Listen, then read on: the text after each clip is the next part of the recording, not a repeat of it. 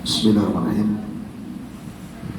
Assalamualaikum warahmatullahi wabarakatuh. Alhamdulillah wassalatu wassalamu ala rasulillah wa ala alihi wa sahbihi wa mawalah wa la hawla wa la quwata illa billahi wa ba'du. Alhamdulillah, kita lanjutkan kajian kita, masih membahas kitab Bulughul Maram, dan kita masih masuk pada kitab salat, bab salat tatawwu, dan masuk pada hadis yang ke 309 dalam kitab aslinya. Kita baca hadisnya. Qala al-muallif rahimahullahu ta'ala an Ubay ibn Ka'b radhiyallahu anhu qala kana Rasulullah sallallahu alaihi wasallam yutiru bisabbih isma rabbikal a'la wa qul ya ayyuhal kafirun wa qul huwallahu ahad. Rawahu Ahmad wa Abu Dawud wa Nasa'i wa zada wa la yusallimu fi akhirihina. Wa li Abi Dawud wa Tirmidzi wa nahwuhu an Aisyah radhiyallahu anha wa fihi kullu suratin fi rak'atin wa fil akhirati qul huwallahu ahad wal mu'awwidhatain. Dari Ubay bin Ka'ab radhiyallahu anhu. Ubay bin Ka'ab adalah sahabat Nabi sallallahu alaihi wasallam yang dikenal kepakarannya dalam Islam. Kepakarannya dalam Islam tentang Al-Quran. Bahkan suatu hari Nabi sallallahu alaihi wasallam pernah memanggil Ubay ibn Ka'ab. Kemudian mengatakan, ya Ubay, innallaha amaran an aqra alaika surat al-bayyinah. Wahai Ubay, Allah subhanahu wa ta'ala memerintahkan aku untuk membacakan kepadamu surah lam yakunil ladzina kafaru min ahli kitab. Pendengar, Nabi sallallahu alaihi wasallam diperintahkan Allah untuk membacakan surah Al-Bayyinah kepada Ubay. Tentu Ubay merasa tersanjung dan terharu. Bagaimana mungkin nama dia disebut-sebut di langit dan Nabi SAW diperintahkan untuk membaca surat kepadanya. Sehingga kemudian Ubay mengatakan, asammanillahu ya Rasulullah, apakah Allah menyebut-nyebut nama? Maka Ubay mengatakan, ya, Allah menyebut-nyebut nama. Dari sini ada sebuah faedah. Ubay ini tidak dikenal dalam hal khusus seperti Abu Bakar dikenal dengan infak, Umar bin Khattab dikenal dengan salatnya, Khalid bin Walid dikenal dengan jihadnya, dan Anas bin Malik radhiyallahu anhu dikenal sebagai orang yang berkhidmat kepada Rasul sampai meninggal. Tapi kenapa kemudian Allah subhanahu wa ta'ala tidak menyebut nama Abu Bakar ataupun Umar ataupun Khalid ataupun sahabat yang lainnya, kemudian Allah memerintahkan untuk membacakan surat kepada mereka? Kenapa Ubay yang dipilih? Karena Ubay ini diangkat oleh Allah karena dia sudah mengangkat derajat kalam Allah, Al-Quran. Karena Al-Quran itu mengangkat derajat siapapun yang mengangkat kalam Allah. Makanya Umar bin Khattab pernah mengatakan kepada Abdurrahman bin Abza, seorang budak yang dikisahkan oleh Gubernur Mekah, kalau dia seorang alim dalam Al-Quran. Kata Umar bin Khattab, sadaqa Rasulullah sallallahu alaihi wasallam, inna Allah yarfa'u bihadzal kitaba aqwama. Sungguhnya Allah mengangkat sebuah kaum dengan Al-Quran. Lah, Ubay ini diangkat karena perhatian dengan Al-Quran luar biasa. Bahkan Nabi sallallahu alaihi wasallam pernah memerintahkan Ubay untuk belajar bahasa Yahudi dalam 9 hari, supaya tahu apa yang mereka katakan. Karena belajar bahasa itu penting. Makanya Nabi Adam dilebihkan dari malaikat itu karena Allah mengajarkan bahasa, pengetahuan pada Adam yang tidak diajarkan kepada para malaikat. Karena ilmu itu sifat Allah, sementara ibadah itu sifat hamba. Malaikat itu hanya beribadah, tetapi Adam diberikan pengetahuan soal bahasa. Lah, Ubay bin Ka'ab ini sampai di zaman Umar bin Khattab radhiyallahu anhu pernah dijadikan salat tarawih 1 bulan. Dan itu pertama kali Umar menghidupkan tarawih 1 bulan. Setelah di zaman Rasul tidak menghidupkan kecuali 3 malam. Maka Umar pun kemudian mengatakan, nikmatul bid'ati hadi, nikmatul bid'atu hadi. Inilah sebaik-baik bid'ah. Tapi yang dimaksud bid'ah di sini bukan bid'ah secara istilah, tapi bid'ah secara bahasa. Bahwa Umar senang menghidupkan yang pernah dihidupkan Rasul, bahkan bisa menghidupkan 1 bulan yang tidak dihidupkan Nabi. Karena Nabi tidak menghidupkan 1 bulan karena takut salat tarawih itu diwajibkan masalahnya. Makanya Rasul cuma 3 hari saja. Lah, Ubay bin Ka'ab ini bercerita, dahulu Nabi SAW pernah melaksanakan sholat witir, kemudian membaca 3 surat. Pertama membaca surat Sabbihisma Rabbikal A'la, kemudian juga membaca surat Ya Ayyuhal Kafirun, kemudian juga membaca surat Qul Huwallahu Ahad. Dan Rasul tidak salam kecuali di akhir salat. Artinya witir itu cuma ada 1 tasyahud saja, bukan 2 tasyahud. Kemudian juga dalam riwayat yang lain, setiap surat pada setiap rakaat di akhirnya membaca Qul Huwallahu Ahad dan muawwidataini, Qul a'udzu birabbil falaq dan Qul a'udzu birabbin nas. Artinya menggabungkan 3 surat Qul dalam rakaat terakhir witir. Masyarakat muslimat yang dimuliakan Allah Azza wa Jalla, pertanyaannya, kenapa Nabi Shallallahu Alaihi Wasallam memilih 3 surat ini dalam setiap witirnya? Kenapa Nabi Shallallahu Alaihi Wasallam memilih Sabbihisma Rabbikal A'la, kemudian Qul Ya Ayyuhal Kafirun, kemudian Qul Huwallahu Ahad? Dan banyak surat-surat dalam Al-Quran. Kenapa ini yang dipilih? Antara hikmahnya adalah kenapa disunnahkan atau dianjurkan mengambil 3 surat ini. Pertama dalam suratul A'la, Sabbihisma Rabbikal A'la. Dalam suratul A'la ini terkandung padanya tentang dorongan kita mengingat akhirat. Isi surah Al-A'la itu ada anjuran agar kita diingatkan dengan akhirat dan zuhud terhadap dunia. Jadi 2 perkara yang sangat menonjol dalam surah Al-A'la. Karena dalam surat itu ada al-hadzu 'alal akhirah, anjuran untuk senantiasa ingat akhirat. Dan ingat akhirat itu sebuah kebaikan, karena pengaruhnya besar. Orang yang tidak ingat akhirat itu tidak akan baik hidupnya. Tapi orang yang ingat akhirat pasti baik hidupnya, karena dia meyakini ada balasan setelah kematian. Yang kedua, tazhid fid dunya. Ada dorongan untuk zihad, untuk zuhud. Zuhud terhadap dunia.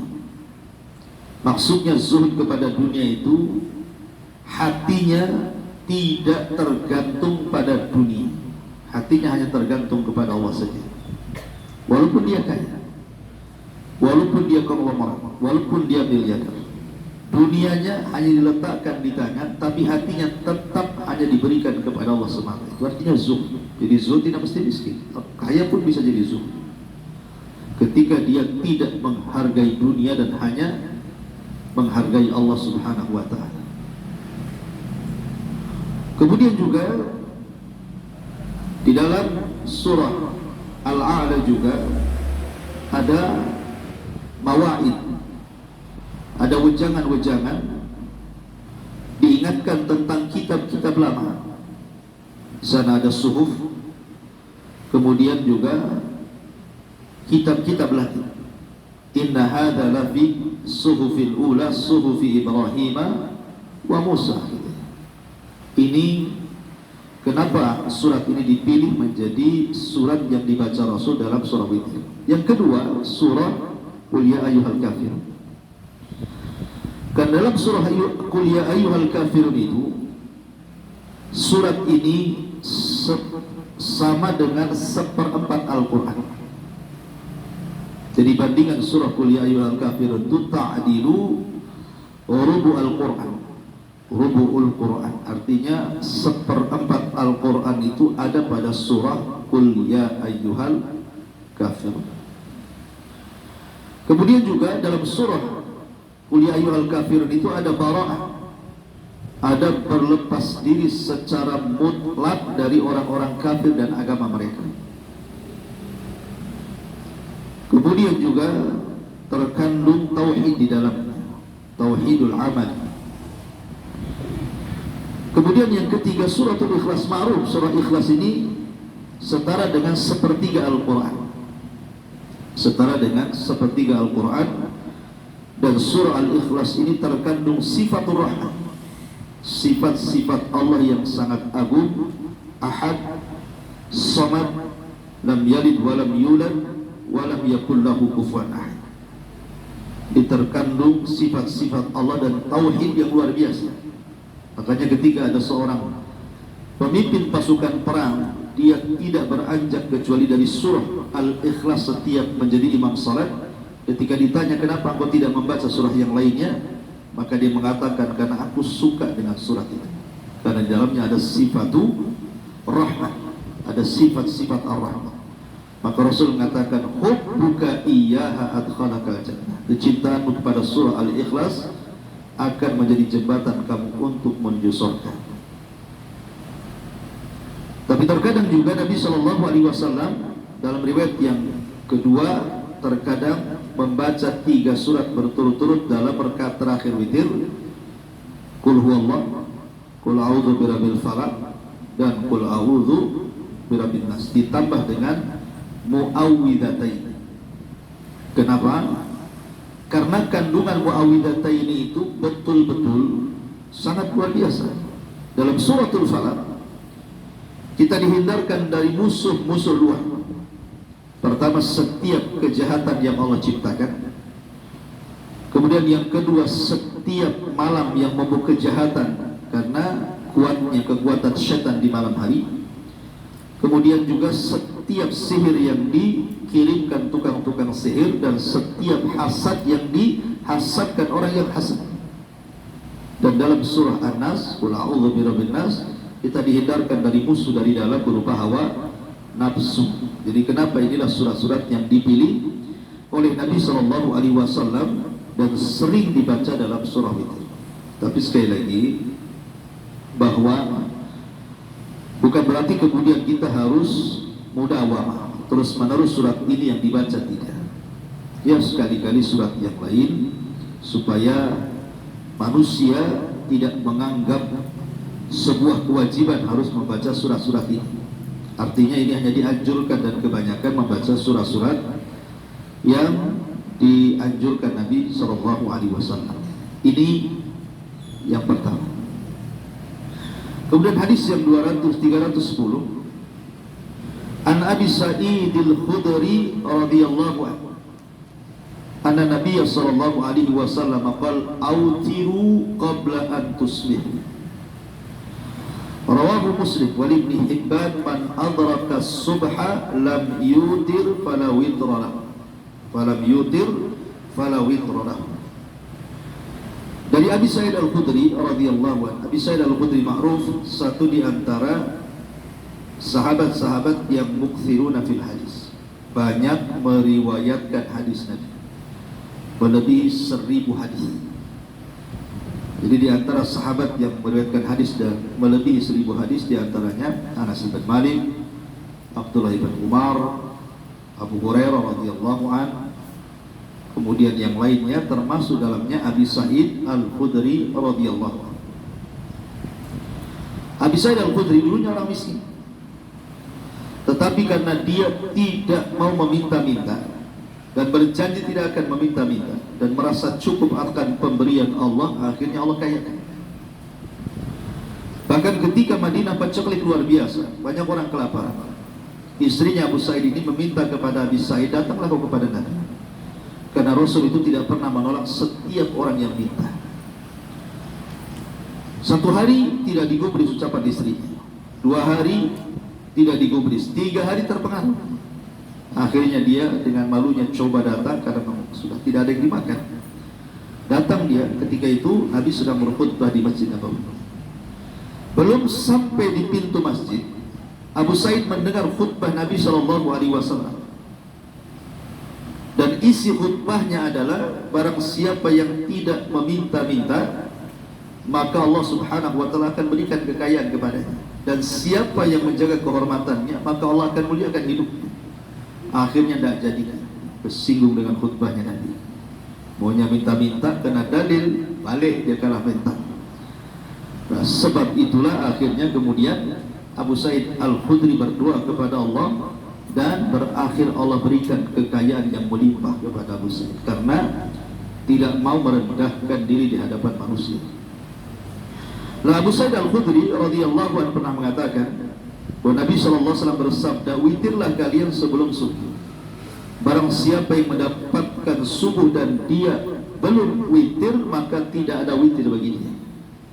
Artinya salat witir itu bagian daripada salat malam.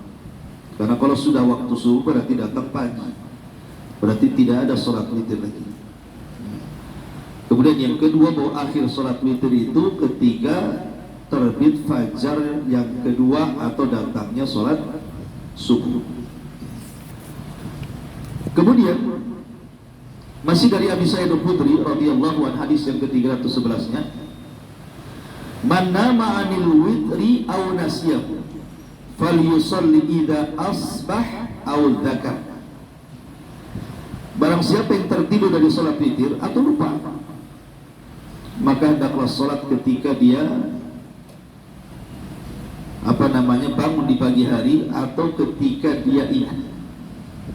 Dari sini, kalau seandainya seseorang itu tidur dan biasa melaksanakan witir, tapi suatu ketika tertidur dan dia tidak bangun sampai terbit fajar, artinya datang waktu subuh, atau dia lupa sampai kemudian subuh, selesai subuh baru ingat gitu ya, maka seseorang boleh melakukan witir setelah terbit matahari. Ada yang mengatakan seperti itu. Jadi witir ketika ingat. Tapi ada juga mengatakan tidak perlu witir, dan niatnya dia untuk sholat witir itu sudah dianggap witir. Niat dia itu sudah dianggap witir, karena dia ingin witir tapi ketiduran, ya sudah, dia sudah dianggap sholat witir. Jadi ada yang mengatakan bahwa dia boleh sholat witir ketika ingat, dan ini bukan qadha ya, ini namanya memang di situ waktunya. Sekali lagi, ini bagi orang yang tidak pernah meninggalkan witir ya, tapi kalau suka meninggalkan witir ya buat apa juga dia qadha. Dia sendiri jarang witir ya, sekali tidak witir masa pun qadha. Jadi dia boleh ketika ingatnya umpamanya subuh, sholat subuh, ya habis subuh dia witir. Atau juga boleh menunggu ketika terbit matahari. Wallahu a'lam. Kemudian hadis Jabir bin Abdullah radhiyallahu anhu, hadis ke-312. An Jabir radhiyallahu anhu qala qala Rasulullah sallallahu alaihi wasallam, man khafa alla yakuma min akhiril laili falyutir awwalahu Wa man tama'a an yakuma akhirahu falyutir akhiral lail. Fa inna salata akhiril laili mashhudatun wa dzalika afdal. Kata Jabir bin Abdullah radhiyallahu an, Jabir bin Abdullah sahabat Ansar, dan dia termasuk alim min ulama'il Ansar, termasuk ulama dari ulamanya Ansar. Jabir itu dia punya ayah namanya Abdullah ibn Haram, dan ayahnya seorang mujahid. Walaupun sudah tua tapi mati syahid di perang Uhud, dan ayahnya mendapatkan keutamaan luar biasa karena diajak bicara tanpa penerjemah dengan Allah Subhanahu wa taala. Dan Jabir ini setelah meninggalnya Rasul menjadi mufti penduduk Madinah. Dan semua sahabat banyak yang bertanya kepada Jabir bin Abdullah radhiyallahu, karena dia menjadi alim min ulamai sahabat, satu di antara ulama sahabat Nabi sallallahu alaihi wasallam. Dia mengatakan Rasulullah SAW bersabda, barang siapa yang takut tidak bangun di akhir malam, maka boleh dia witir di awal, maksudnya setelah Isya. Tapi kalau dia merasa bisa bangun di akhir malam, maka witirlah di akhir malam, karena sholat di akhir malam itu disaksikan malaikat, dan itu afdal kalau bisa bangun, gitu ya. Apalagi zaman sekarang ini kan Allah mudahkan dengan adanya alarm, dengan adanya handphone, gitu ya. Jadi tidak susah masang alarm di samping telinga, bangun. Kecuali memang tukang tidur, ya, mungkin tidak bangun.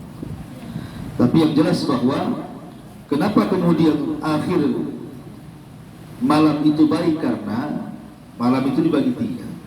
Ada sepertiga awal, sepertiga tengah, dan sepertiga akhir. Dan yang paling baik adalah di sepertiganya, karena di situ Allah turun dan para malaikat pun turun.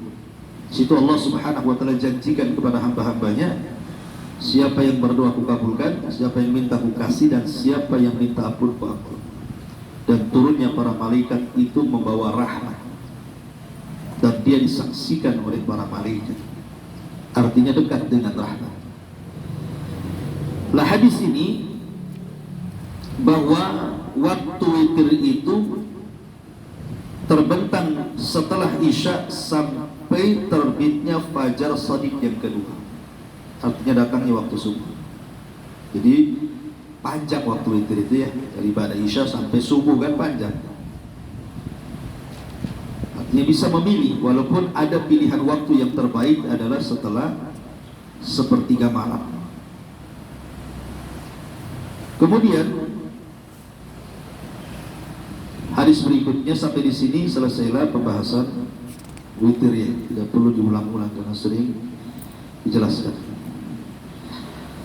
Dan yang paling rakaat yang paling sedikit sholat witir 1 rakaat, dan itu ya. Artinya witir ini amalan yang paling ringan, tapi pahalanya paling besar dari seluruh sholat sunnah, karena dia seafdal-afdalnya sholat sunnah witir itu.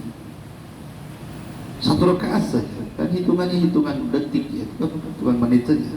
Apalagi yang kalau dibaca ya surat-surat kul itu kan sebentar saja. Tapi walaupun demikian, tak jarang juga orang yang tidak tertarik dengan surat witir. Baik, kita masuk pada bab salat duha. An Aisyah radhiyallahu anha qalat, kana Rasulullah sallallahu alaihi wasallam yusalli duha arba'an wa yazidu ma yasha'u. Rawahu Muslim. Dari Aisyah radhiyallahu anha, dan Aisyah adalah ummul mukminin, istri Rasul ketiga setelah Khadijah dan Saudah, maka Aisyah radhiyallahu anha adalah istri Nabi SAW yang ketiga. Kemudian Aisyah radhiyallahu anha satu-satunya istri Rasul yang perawan, semua istri Rasul janda. Kemudian Aisyah radhiyallahu anha satu-satunya istri yang paling cerdas dari seluruh istri Nabi. Sampai Zuhri mengatakan, kalau seluruh wanita Arab dikumpulkan, ditimbang kemampuan mereka dengan kemampuan Ummul Mukminin Aisyah, niscaya kecerdasan Aisyah meliputi seluruh wanita Arab. Yang cerdasnya, dia yang paling paham tentang kehidupan keluarga Rasul di rumahnya. Jadi kalau sahabat bertanya, cemana si Rasul itu ibadahnya di rumahnya, muamalahnya di rumahnya, maka Aisyah yang paling paham. Sehingga hadis-hadis tentang rumah tangga Rasul itu paling banyak dari Aisyah radhiyallahu anha. Apalagi memang Aisyah itu adalah wanita yang paling dicintai Nabi. Ketika Amr bin As radhiyallahu anhu bertanya kepada Rasul, siapa orang yang paling kau cintai? Maksud tujuan Amr bin As itu mudah-mudahan Rasul mengatakan kamu. Tetapi salah pula. Ketika ditanya, kata Nabi SAW, Aisyah. Kata Amr bin As, maksud saya dari kalangan laki-laki. Kata Rasul, Abuha bapaknya. Kemudian siapa lagi? Amr bin As masih mengharap Rasul menunjuk dirinya. Kata Nabi SAW, Umar. Kemudian siapa lagi? Kemudian disebut Utsman. Kemudian siapa lagi? Akhirnya bingung Amr bin As, saya nomor berapa? Dari sini menunjukkan bahwa Aisyah radhiyallahu anha itu adalah wanita yang paling dicintai Nabi SAW. Tahu alasannya? Karena Jibril tidak pernah turun di kamar-kamar istri yang lainnya dan hanya turun di kamar Aisyah. Itu alasan kenapa Rasul suka dengan Aisyah radhiyallahu anha. Aisyah radhiyallahu juga termasuk sahabiah, istri Nabi SAW, Ummul Mukminin, yang banyak meriwayatkan hadis melebihi 1000 hadis sampai kepada kita. Makanya orang-orang yang tidak suka dengan Islam pasti mereka akan mencela dua orang pembawa hadis. Pertama Abu Hurairah, yang kedua Aisyah radhiyallahu anha. Karena paling banyak meriwayatkan hadis. Kalau keduanya tercoreng, otomatis Islam roboh. Karena hampir semua bab dalam Islam itu banyak riwayat Abu Hurairah dan riwayat Aisyah radhiyallahu anha. Makanya jadi objek celaan untuk merobohkan Islam. Aisyah radhiyallahu anha Ummul Mukminin mengatakan, Nabi SAW salat duha 4 rakaat dan beliau menambah yazidu ma yasha Allah, sesuai dengan kehendak Allah Subhanahu wa taala. Rawahu Muslim, hadis ini dikeluarkan Imam Muslim. Salat duha itu nanti ada hadisnya. Ketika Nabi SAW salat duha itu dikatakan salatul awabin, kan itu ya? Salatul awabin. Sebagaimana Rasul mengatakan, salatul awabin hina tarmadul fisam. Salatul awabin itu dilakukan ketika anak-anak unta tidak bisa duduk karena kepanasan kakinya sehingga berlarian, tidak tahan dengan padang pasir. Kenapa kemudian salat duha itu disebut salatul awabin? Salat awabin itu artinya salat orang yang kembali kepada Allah, salat orang yang bertobat. Ada beberapa alasan kenapa salat duha disebut salatul awabin, salatnya orang yang bertobat. Begini, ketika para ulama membahas surah wasyamsi wa duhaha, wasyamsi wa duhaha wal qamari idza talaha, Allah bersumpah dengan matahari. Tentu ketika Allah bersumpah dengan matahari, sumpah itu bukan sumpah biasa. Karena makhluk yang menjadikan sumpah itu harus ada keutamaan. Di antara hikmah apabila ibu-ibu kemudian melihat matahari terbit pada jam-jam terbitnya kemudian terbentang sampai siang, di antara hikmahnya adalah karena matahari itu mengingatkan tentang yaumul akhir, tentang adanya hari akhir. Pada saat Allah Subhanahu wa taala berfirman, wa idzan nujumun kadara, dan ketika bintang-bintang dijatuhkan pada hari kiamat, matahari dan bulan tidak dijatuhkan dan tidak dihancurkan. Semua bintang dan galaksi dihancurkan kecuali matahari dan bulan, tidak dihancurkan. Diapakan? Wa jumi'asy syamsu wal qamar. Allah gabungkan matahari dan bulan. Kemudian Allah jadikan keduanya menjadi satu, kemudian diletakkan di atas kepala manusia pada saat manusia dikumpulkan di padang mahsyar. Jaraknya 1 mil. Jadi kalau kita melihat matahari itu, ingatlah bahwa nanti matahari itu akan didekatkan di atas kepala kita 1 mil. 1 mil itu dekat. Walaupun ada rawi hadis mengatakan bahwa mil itu, saya tidak tahu apakah alat untuk bercelak yang hanya ukuran 1 jengkal. Kalau itu yang dimaksud, berarti kepala 1 jengkal di atas kepala, matahari 1 jengkal di atas kepala. Tapi kalau yang dimaksud mil itu adalah jarak, seperti ada kilo, ada mil, itu pun tetap dekat di atas kepala, sehingga sangat membakar sekali. Makanya kalau lihat matahari, cobalah lihat bahwa nanti matahari ini akan didekatkan. Padahal matahari itu, jarak matahari dari bumi ke matahari saja kita tidak tahu jaraknya dengan kecepatan cahaya.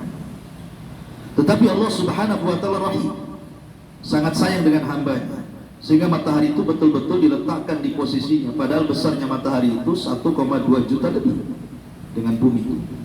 Artinya kalau matahari itu dekat dengan bumi, terbakarlah bumi, karena bumi ini kecil, ya.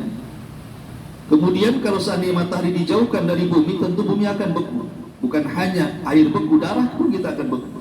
Makanya rahasia kehidupan manusia itu ada pada matahari. Tapi Allah letakkan matahari itu di porosnya. Nah, kalau seandainya kita melihat matahari itu, harusnya ingat bahwa matahari akan dekatkan. Gimana rasanya? Di dunia saja kita sudah merasakan kalau matahari di atas kepala itu luar biasa itu panasnya. Sampai-sampai orang harus berlindung di kamar pun masih panas, sampai berlindung di atas AC. Nah, kita diingatkan dengan hari akhir dengan adanya matahari.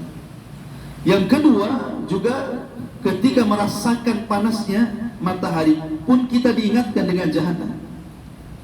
Makanya kenapa Rasul mengatakan abridu bis salat fa inna harra syamsi min fayhi jahannam. Kata Rasul SAW, diinginkan kalau panas terik di waktu zuhur, karena panas teriknya di waktu zuhur itu termasuk nafasnya jahanam.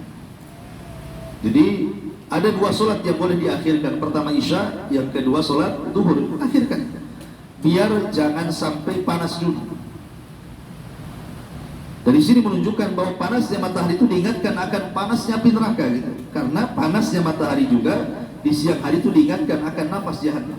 Apalagi Nabi SAW pernah mengatakan kepada orang-orang munafik dalam perang Tabuk, ketika orang munafik kemudian datang kepada para sahabat, menggembosi sahabat, ngapain kita perang? Ini kan musim panas, belum perang kita sudah capek dan kelelahan. Maka Allah Subhanahu wa Ta'ala turunkan kepada orang-orang munafik, kul naru jahannam asyaddu harran law kanu yafqahun. Katakan ya Muhammad kepada mereka, api neraka lebih panas dibandingkan api dunia, kalau mereka paham. Jadi panasnya saja juga mengingatkan kepada akhirat. Mataharinya mengingatkan kepada padang mahsyar, dan panasnya mengingatkan kita akan akhirat, akan neraka. Sehingga karena hikmah di antara melihat matahari itu seperti itu, makanya kenapa ketika seseorang kemudian melaksanakan duha, karena duha itu kan ditentukan dengan adanya matahari. Sebab adanya duha karena adanya matahari, kan. Ketika matahari terbit meninggi satu tombak, berarti datang waktu duha. Artinya sebab duha itu karena matahari. Walaupun bukan menjadi sebuah patokan kalau tidak ada matahari tidak ada duha, bukan begitu. Maksudnya penyebab awal adanya sholat duha itu karena matahari. Tapi bukan berarti kalau matahari tidak terbit tidak ada sholat duha, tetap sholat duha ada, walaupun matahari tidak terbit. Cuma penyebab awalnya adalah matahari. Karena dalilnya adalah ketika Dajjal keluar nanti satu hari itu bagikan satu tahun. Ketika satu hari bagikan satu tahun, sahabat bertanya, bagaimana sholat kami wahai Rasul? Maka Rasul mengatakan, kira-kirakan saja. Kira-kirakan saja. Atau tanya kepada daerah yang normal waktunya. Udah zuhur belum? Udah, ya sudah sholat. Dan itu ya tidak harus kemudian mencocoki dengan matahari di atas kepala baru datang zuhur, atau bayangan 2 kali lipat baru datang asar, atau ketika tenggelam baru sholat pagi. Enggak begitu. Cuman penyebab duha itu memang awalnya dari matahari. Jadi dari sinilah kenapa kemudian Nabi SAW mengatakan bahwa sholatul awwabina, bahwa sholatnya duha itu disebut awwabin karena orang-orang di siang hari apabila melihat matahari dan panasnya itu mengingatkan diri kepada akhirat, sehingga timbul rasa takut, gitu maksudnya. Ketika timbul rasa takut karena matahari dan panasnya mengingatkan tentang padang mahsyar dan kiamat, maka dia pun bergerak untuk bertobat. Makanya duha itu disebut awwabi, sholatnya orang yang bertobat. Paham ya maksudnya? Maka disebut awwabi.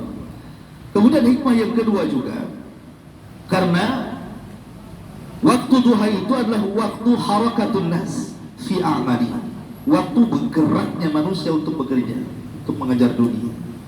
Di mana Orang yang di sawah sibuk dengan sawahnya, orang yang di ladang sibuk dengan ladangnya, orang yang di kebun sibuk dengan kebunnya, orang di kantor sibuk dengan pekerjaannya, orang yang di pasar juga sama, orang yang di jalan juga hiruk pikuk luar biasa gitu ya. Ketika kesibukan manusia mengejar dunia, kemudian Anda keluar dari kesibukan dunia menuju Allah dan akhirat, menunjukkan bahwa Anda termasuk awabi, orang yang bertobat. Maka sholat disebut awabi. Sholat duha itu disebut sholatnya orang yang bertobat. Itu alasan kenapa sholat duha dianjurkan oleh syariat. Nah, dalam hadis Aisyah radhiyallahu anha, dia mengatakan Nabi SAW sholat duha 4 rakaat dan terkadang menambah sesuai dengan kehendak Allah. Ada khilaf para ulama, berapa sih paling banyak rakaat sholat duha itu? Dalam mazhab Malikiyah dan Hanbaliyah, Malikiyah dan Hanbaliyah mengatakan bahwa paling banyak sholat duha itu 8 rakaat dan tidak boleh ditambah dari 8 rakaat. Sama dengan sholat malam 8 rakaat, 3-nya witir jadi 11. Maka sholat duha itu paling banyak 8 rakaat. Hadisnya adalah ketika Nabi SAW dalam hadis Ummu Hani ketika membebaskan Fathu Makkah, maka Nabi SAW ketika itu langsung sholat 8 rakaat. Walaupun jadi khilaf, apa maksudnya Rasul sholat 8 rakaat? Ada ulama yang mengatakan itu sholat fath, sholat kemenangan perang. Tapi kebanyakan ulama mengatakan itu sholat duha. Sehingga dari sholat duhanya Rasul ketika Fathu Makkah 8 rakaat, ulama Malikiyah dan Hanbaliyah mengatakan paling banyak sholat duha itu 8 rakaat, paling sedikit 2 rakaat. Tetapi dalam mazhab Hanafi dan Syafi'i mengatakan bahkan lebih daripada 8 rakaat, paling banyak 12 rakaat. Karena ada hadis yang mengatakan, nanti akan disebutkan riwayatnya, Nabi SAW mengatakan barang siapa yang sholat 12 rakaat, maka Allah Subhanahu wa ta'ala akan bangunkan satu istana di surga. Kan itu ya, barang siapa yang sholat 12 rakaat duha, banallahu lahu qasran fil jannah, Allah akan bangunkan bagi dia istana emas di surga. Sehingga dari hadis ini mazhab Hanafi dan Syafi'i mengatakan bahwa paling banyak itu 12 rakaat. Walaupun ada yang mencela bahwa riwayat ini lemah, nanti akan ada pembahasan. Kemudian hadis berikutnya, walahu, masih dari Aisyah radhiyallahu anha juga, annaha su'ilat, bahwa Aisyah radhiyallahu anha pernah ditanya. Jadi karena Aisyah itu kan wanita cerdas, jadi sepeninggal Rasul itu banyak sahabat yang bertanya kepada Aisyah radhiyallahu anha. Dan tidak mengapa seorang laki-laki bertanya kepada wanita kalau pertanyaannya soal agama. Kalau memang laki-laki tidak ada yang bisa menjawab dan hanya wanita yang bisa menjawab, maka mengapa tidak salah datang kepada wanita bertanya. Seperti ini para sahabat bertanya sama Aisyah. Karena Aisyah itu memang alimah, seorang wanita yang alim gitu, dari kondisi keluarga Nabi SAW. Hal kana Rasul sallallahu alaihi wasallam yusalli duha? Apakah Rasul sallallahu alaihi wasallam sering salat duha? Qalat, maka Aisyah radhiyallahu mengatakan la, tidak, illa an yaji'a min maghibihi, kecuali datang safar. Rasul tidak pernah salat duha kecuali kalau datang safar dia baru duha, itu maksudnya. Dari hadis ini seolah-olah apa? Rasul jarang salat duha. Karena kan Rasul lebih banyak mungkin dibandingkan safar kan? Seolah-olah hadis ini Rasul tuh jarang duha kecuali kalau datang safar aja. Ini pernyataan Aisyah radhiyallahu anha.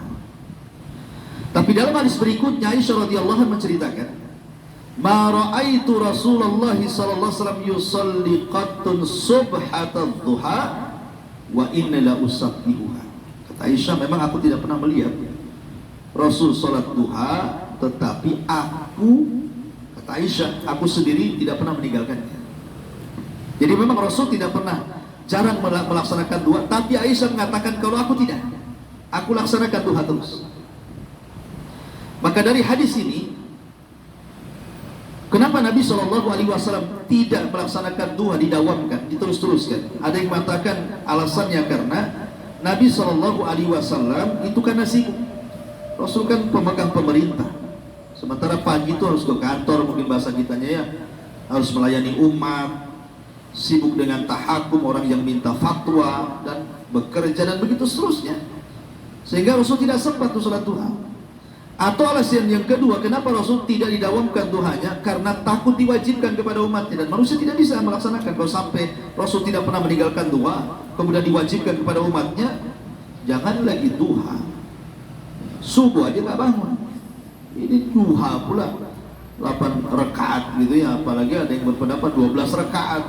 Nggak akan ada orang kerja karena sibuk dengan duha, karena dikhawatirkan diwajibkan. Dan ini termasuk kasih sayang Rasul kepada umatnya. Tapi Aisyah radhiyallahu mengatakan, kalau aku melaksanakannya.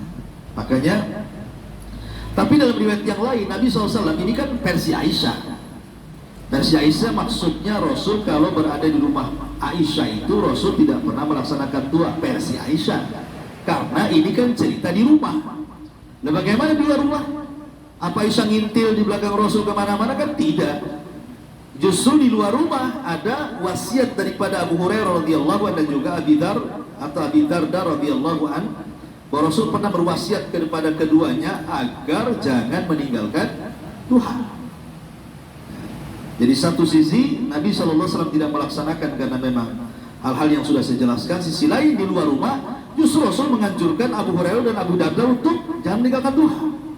Dan itu sholatul awwabih, sholatnya orang-orang yang bertobat. Masyarul muslimat yang dimuliakan Allah Azza wa Jalla, wallahu alam, kalau saya pernah mendengar salah satu fatwa masyayikh, maka sebaiknya duha itu tidak didawamkan tetapi sekali-kali ditinggalkan. Ya, jadi kadang sholat, kadang enggak, gitu maksudnya. Hari ini sholat, besok tidak, besoknya sholat, besoknya tidak, gitu ya. Jadi tidak dianjurkan setiap hari sholat duha. Karena kan ditinggalkan untuk menunjukkan bahwa doa itu tidak wajib gitu. Wallahu a'lam. Baik, kemudian hadis berikutnya an Zaid bin Arqam. Zaid ibn Arqam radhiyallahu anhu, anna Rasulullah sallallahu alaihi wasallam qala, "Salatul awwabin hina tarmadul fisal." Yang tadi saya jelaskan, salatul awwabin maksudnya salat orang-orang yang kembali, salat duha.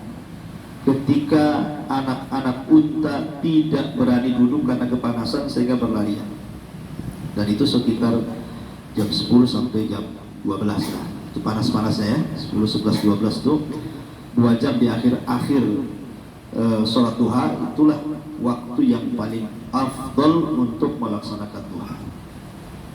Sama lah sholat malam juga, habis isya boleh, tetapi kan di akhir lebih baik. Sholat duha juga boleh di awal, habis matahari terbit menuju tombak boleh tuh, tapi yang paling baik di akhir, karena itu panas teriknya matahari, di mana Nabi SAW mengatakan salatul awwabina hina tarmadu al-fisal. Wallahu a'lam. Kemudian di berikutnya wa Anas bin Malik radhiyallahu anhu qala Rasulullah sallallahu alaihi wasallam, man shallat duha thintai asyrata rak'atan banallahu lahu qasran fil jannah. Rawahu Tirmidzi wa astaghrabahu. Dari Anas radhiyallahu anhu, dan Anas adalah pembantu Rasul. Dia adalah pembantu Rasul 9 tahun sampai wafatnya Nabi. Sehingga Anas pun salah satu sahabat yang paling banyak meriwayatkan hadis, melebihi 1000 hadis, karena dia tidak pernah lepas dari Nabi, satu rumah dengan Nabi. Namanya anak-anak 10 tahun sudah ditinggal ibunya kepada Rasul, sampai ketika Rasul SAW meninggal dunia, betul-betul 9 tahun dia resap semua pengajaran Rasul. Sehingga wajar kalau Anas bin Malik juga banyak riwayatnya kepada kita, sampai kepada kita baik di rumahnya karena juga tinggal di rumah Nabi, ataupun ketika safar. Anas tidak pernah meninggalkan Nabi, namanya pembantu, dibawa-bawa gitu. Gak wajar kalau Anas itu banyak meriwayatkan hadis kepada kita. Dan Anas bin Malik radhiyallahu anhu sahabat yang luar biasa. Ingat pernah ketika saya jelaskan kepada ibu tentang perang Tustar. Anas ini kalau diingatkan dengan Tustar menangis ya. Dan perang Tustar itu adalah perang ketika Umar mengutus utusan untuk membebaskan Baitul Maqdis dan menggempur Persia. Di antara kota di Persia itu ada namanya kota Tustar. Itu lama ditaklukkan oleh sahabat Nabi. Termasuk yang ikut penaklukan itu Anas bin Malik. Lama, setahun lebih. Bentengnya tidak roboh-roboh. Sehingga hampir kalah sahabat. Dan namanya pengepungan itu kan harus perlu modal, minimalnya bekal makanan harus ada. Kalau habis bekal makanan, pulang kalah mereka. Tetapi dengan kesabaran sahabat, akhirnya benteng Tustar pun kemudian roboh tepat di waktu subuh. Di waktu subuh, pas orang azan. Sehingga sahabat tidak mungkin sholat dulu, kan ini kesempatan. Masa nunggu sholat dulu kan, udah ngepungnya setahun lebih. Ketika ada kesempatan kemudian benteng roboh, ya semua masuk. Sampai akhirnya dalam waktu sesingkat-singkatnya, dari waktu subuh sampai terbit matahari, Tustar takluk ke tangan kaum muslim. Bayangkan saja ya, ngepungnya setahun setengah, naklukannya 3 jam saja. Luar biasa. Kemudian Anas bin Malik radhiyallahu anhu menangis apabila diingatkan dengan Tustar.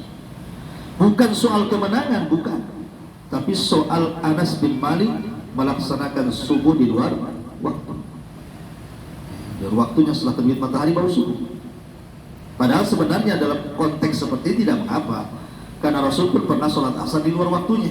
Ketika perang Khandaq, Rasul pernah sholat di luar waktu, sholat asar di sholat maghrib, karena menjaga parit gitu kan. Artinya ada contohnya dari Nabi.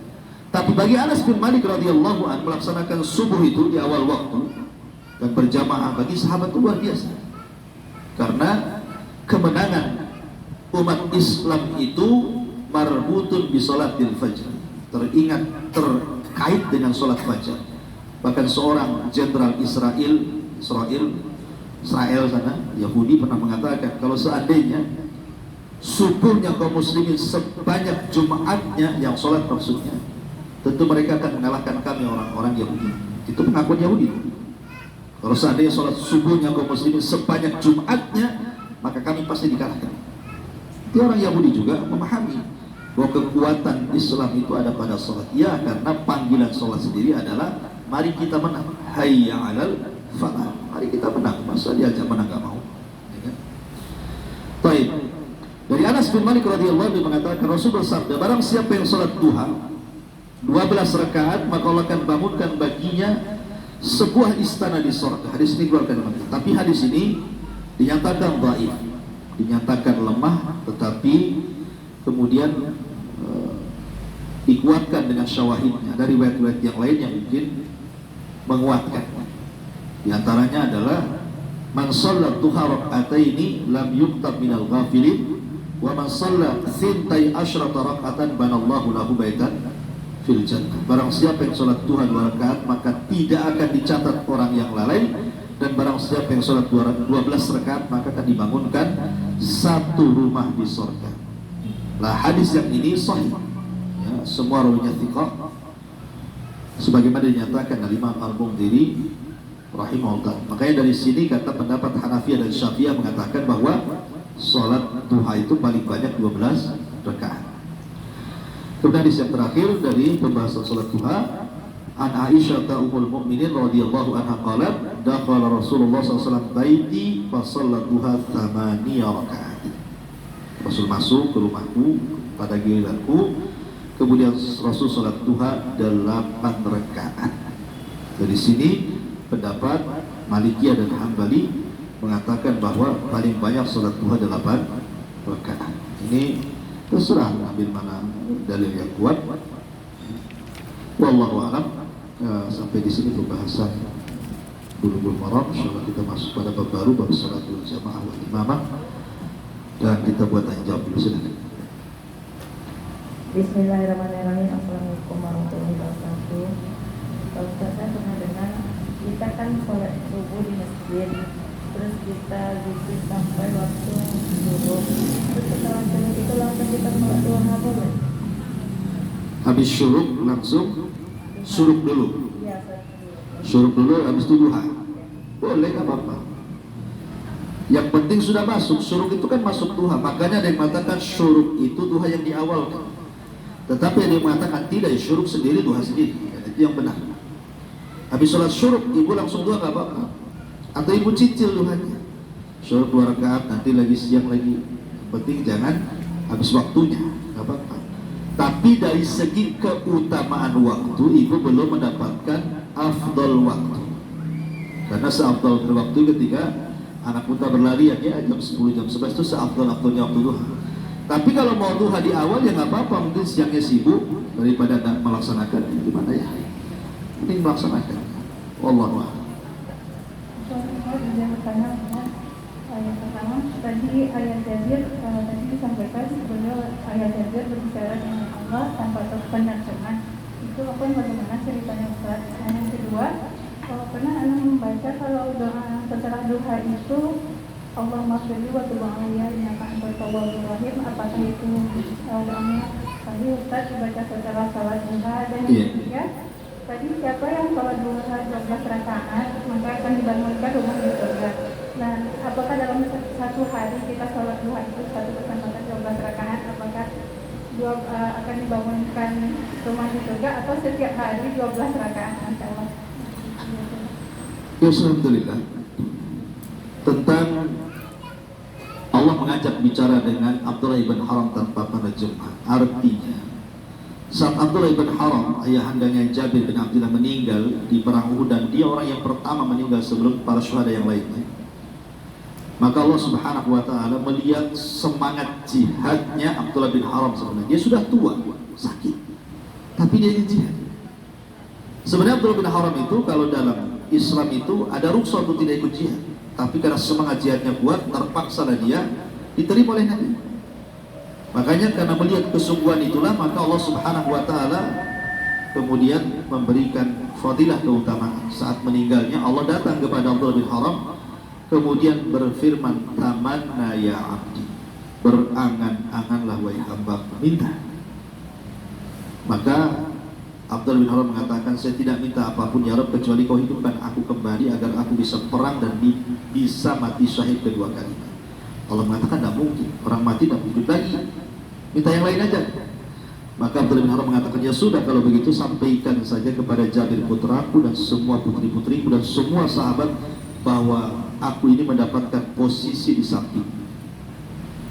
Maka permintaan Allah kabulkan dengan diturunkan ayat wala yahsabanna alladziina qutilu wala tahsabanna alladziina qutilu fi sabilillahi amwatan bal ahya inda rabbihim yurzaqun. Jangan kau sangka orang mati syahid itu mati, tidak, mereka hidup dan mereka mendapatkan rezeki di sisi Allah. Turun ayat ini untuk peristiwa Abdullah ibn Haram. Makanya ketika Jabir menangis karena kematian ayahnya Abdullah bin Haram, Allah menghibur Jabir dan mengatakan, ya Jabir, tabki aw la tabki, fa inna Allah qad kallama abaka kifahan bila turjuman. Wahai Jabir, menangis atau tidak menangis, Allah sudah mengajak bicara ayahmu tanpa penerjemah. Itu saja. Yang kedua, doa tadi, ya memang doanya seperti itu. Karena sholatul awabin, sholatnya orang bertobat, maka banyak-banyaklah doa dengan lafaz tobat. Tidak mesti doa yang tadi, doa yang lain yang umum. Yang penting intinya adalah minta ampun di duha itu. Karena itu waktu di mana kita disuruh bertobat. Kemudian yang nomor 3 tentang orang yang membaca atau orang yang melaksanakan 12 rakaat akan dibangunkan istana di surga. Ya setiap hari kalau kita bisa melaksanakan 12 rakaat ya, satu istana dibangun. Tapi kalau kurang ya nggak akan dibangun kan itu ya, karena kan syaratnya harus 12 ya, Rasul mengatakan 12 rakaat harus 12 rakaat baru dibangunkan satu istana di surga ya. Kalau kurang ya dapat pahala yang lain ya. Tidak mungkin juga dibangunkan pondasinya saja ya. Ini kan masalah surga ya. Allahu a'lam. Assalamualaikum warahmatullahi wabarakatuh. Menurutnya di masyarakat umum kita sering mendengar bahwa salat duha ini berkaitan dengan rezeki. Padahal baru bosan kita pelajari bahwa salat duha itu salat Allah kembali dan dimaafkan. Pertama itu, yang kedua, apapun amalan yang ingin kita lakukan yang kita ingin menjalankan sesuai sunnah. Ustaz tadi kita menyebut bahwa salat duha itu di sunahkan itu Rasulullah melaksanakan paling banyak 4 rakaat. Bagaimana dengan salat tarawih? Tarawih kan Rasulullah juga melaksanakan 8 rakaat dan 3 witir gitu, dan masyarakat umum banyak yang berkembang bahwa salat tarawih itu ada yang 21 rakaat. Ya, alhamdulillah. tadi pertanyaan? Sholat duha berkaitan dengan rezeki. Rezeki ya. Ya alhamdulillah. Ya kenapa sholat duha itu ada memang hadisnya tapi lemah tentang masalah sholat duha itu sebab dimudahkan rezeki. Tapi secara umum sholat duha itu memang bisa memudahkan rezeki. Karena Allah Subhanahu wa taala mengharamkan rezeki itu karena dosa yang dilakukan. Innallaha la yahrumur rizqa bi dzambin yusibu. Allah haramkan rezeki itu karena dosa yang dilakukan. Ketika dia bertobat, maka Allah berikan rezekinya. Tapi yang jelas bahwa lakukanlah sholat duha itu karena Allah. Soal nanti rezeki itu menyusul, insya Allah Allah tidak mungkin membiarkan hambanya tidak diberikan rezeki. Karena Allah itu pasti akan berikan rezeki dan tidak akan salah sasaran. Kemudian tentang masalah sholat tarawih. Adapun yang berdalil dengan sholat tarawih itu jumlahnya 21 rakaat, itu berdasarkan hadis Ubay bin Ka'ab. Dia melaksanakan di zaman Umar. Itu sunnahnya sahabat. Tapi angka yang dipilih Rasul itu 11. Ingat Rasul tidak memerintahkan 11 rakaat. Rasul diceritakan oleh Aisyah. Jadi bentuknya habar bukan perintah. Dan Rasul suka mengambil angka 11. Sementara sahabat ini di zaman Umar bin Ka'ab ini 21 rakaat kan atau 23 rakaat. Itu sunnahnya sahabat. Dan sebenarnya sholat malam itu tidak difokuskan dengan 11 atau 23 rakaat, tidak. Tanpa batas. Karena Rasul mengatakan sholatul laili masna masna. Sholat malam itu 2 rakaat sampai capek. Mau berapa pun tidak apa-apa. Tapi syaratnya 2 rakaat begitu maksudnya. Tapi angka yang dipilih Rasul itu yang 11 supaya umatnya itu tidak terlampau memberatkan. 11 saja sudah berat bagi kita. Masa mau ditambah lagi. Tapi kalau 23 rakaat tidak masalah, itu amalan sahabat tadi. Sehingga ini masalah seperti ini tidak perlu dibesar-besarkan. Cuma kadang-kadang karena kejahilan orang, dia ketika jadi makmum di salat yang 23 di 11 rakaat dia keluar. Bukan di 11 rakaat keluar, di 8 rakaat dia keluar witir sendiri. Ya kan? Ya kalau memang imamnya 23 rakaat ikut sajalah, kenapa masalahnya? Kita mengikuti amalan sahabat. Cuma kadang-kadang karena tidak paham dan tidak sampai ilmunya, seolah disalahkan. Yang 23 pula nyalakan yang 11, yang 11 pula nyalakan 23. Akhirnya salah menyalahkan jadinya. Tidak, dua-duanya benar. Wallahu a'lam.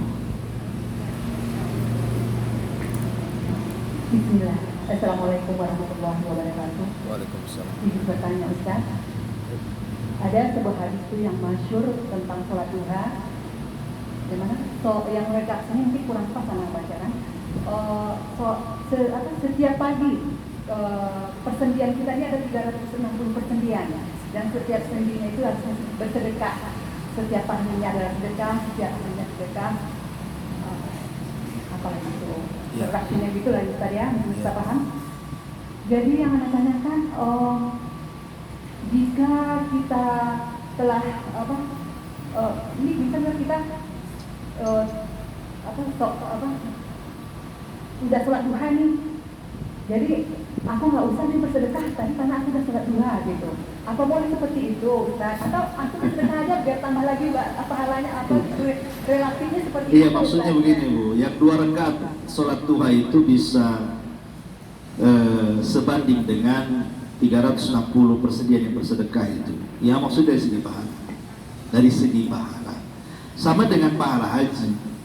Bagi orang yang sholat subuh kemudian tidak beranjak, kemudian sholat syuruk 2 rakaat, ya pahalanya sama dengan haji. Apa tidak perlu haji? Enak kali, haji lah. Itu kan perbandingan pahala, bukan menggugurkan ibadah haji.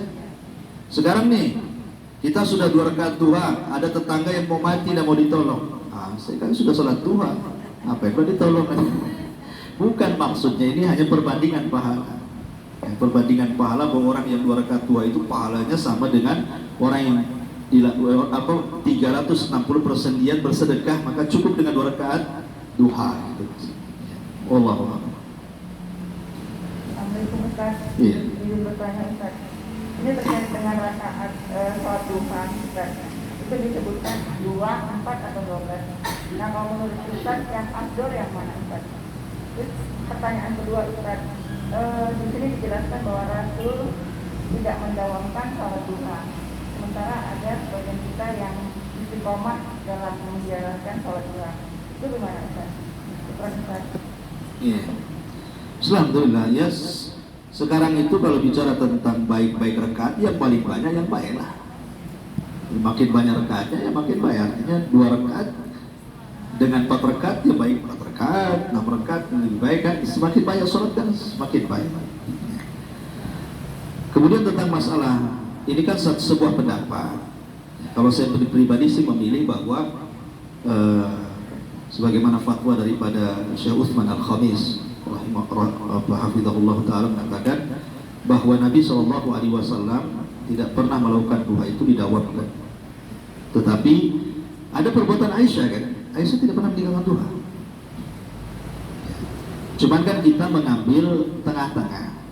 Ketika Rasul tidak, dalam satu redaksi hadis Rasul tidak pernah sholat duha kecuali setelah safar, ya kan? Atau Nabi SAW kata Aisyah tidak pernah aku melihat kalau dia di rumahnya sholat duha. Dengan kemudian fatwa Rasul atau wasiat Rasul kepada Abi Darda dan juga Abi Hurairah dan Aisyah sendiri melakukannya, itu kan 2 hadis yang bertentangan sebenarnya. Ya. Makanya kemudian diambil tengah-tengahnya. Di tengah-tengah ya, jangan dilakukan terus-terusan. Pokoknya 1 minggu duha, nanti 2-3 hari nggak duha, nanti seminggu lagi duha. Pokoknya ada semacam selang-seling lah. Jangan terus setiap hari gitu maksudnya. Dan setiap hari pun tidak ada sanggup juga. Berarti suatu ketika ada berhentinya juga gitu maksudnya kan. Makanya kenapa Rasul mengatakan ahabul a'mal adwamuha wa in qalla. Sebaik-baik amal itu yang dilakukan terus-menerus walaupun sedikit. Terus mungkin 2 hari sekali jangan ditinggal, atau mungkin seminggu duha nanti sekali-kali berhenti. Begitu maksudnya. Wallahu a'lam. Ya. Masih lagi? Baik. Tadi kan di hadis yang Aisyah itu mengatakan bahwa Aisyah itu tidak pernah melihat Rasulullah sholat duha kecuali bertakbir. Apakah ini menjadi sebuah dalil bagi kita semua bahwa setiap kita pulang safar itu kita harus sholat terlebih dahulu sebelum masuk ke dalam rumah kita atau kampung tempat kita tinggal? Iya, memang sunnah kan. Disunahkan sholat 2 rakaat safar itu ada, baik ketika berangkat atau ketika datang, ada sholat sunnah safar. Tetapi kan tidak semua duha. Gimana kalau datangnya sore? Kan hilang waktu duha. Artinya yang sebelum masuk ke rumah itu maksudnya datang ke masjid kemudian sholat 2 rakaat di masjid. Karena jadi hilaf apakah 2 rakaat ini harus di rumah ataukah di masjid. Ya bagi laki-laki ada yang mengatakan di masjid, wanita boleh di rumah karena asal sholat wanita di rumah. Gitu ya. Ada juga yang mengatakan dua-duanya di masjid, ada yang juga mengatakan boleh di rumah. Tapi di sana adalah istilahnya sunnah safar, baik ketika berangkat atau ketika pulang. Ya, 2 rakaat safar namanya disebut. Nanti akan ada sampai itu pembahasan tentang masalah sholat safar. Iya.